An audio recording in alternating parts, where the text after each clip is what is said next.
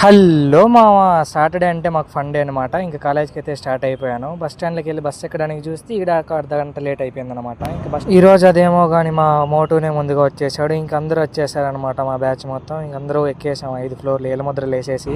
మేము పైకి ఎక్కేపాటికి కారిడార్ మొత్తం ఖాళీగా ఉంటుంది మామ. ఇంకా ఫోన్లు అయితే సబ్మిట్ చేసి లోపలికి వెళ్ళిపోయాం. ఇంక ఈవినింగ్ వచ్చేటప్పుడు అయితే అల్లరి మామూలుగా ఉండదు. కిందికి వచ్చి చూస్తే మా సెకండ్ పియూసీ సైన్యం అంతా కిందే ఉండినారు మామ. వేరే కాలేజ్ కాబట్టి వాళ్ళు ఈరోజు ఎందుకు వచ్చారనమాట.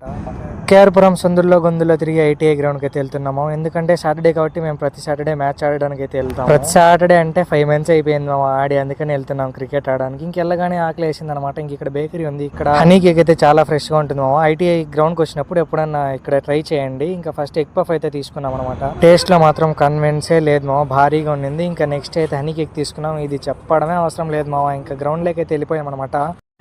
మేము పీయూసీలో ఉన్నప్పుడు ఎలా వచ్చేవాళ్ళమో మా జూనియర్స్ కూడా అలానే వస్తున్నారు మామ. చూడండి, వీళ్ళే మా జూనియర్స్. ఇంకా నేను కూడా ఆడడానికి ప్రిపేర్. నెక్స్ట్ వీక్ టోర్నమెంట్ ఉంది మామ, అందుకే ప్రాక్టీస్ చేయడానికి అయితే వచ్చాం అనమాట. ఇంకా 6 దాకా ఆడి 6కి నా ఫ్రెండ్ బండ్లో అయితే డ్రాప్ చేశాడు మమ్మల్ని కేఆర్పురం దాకా.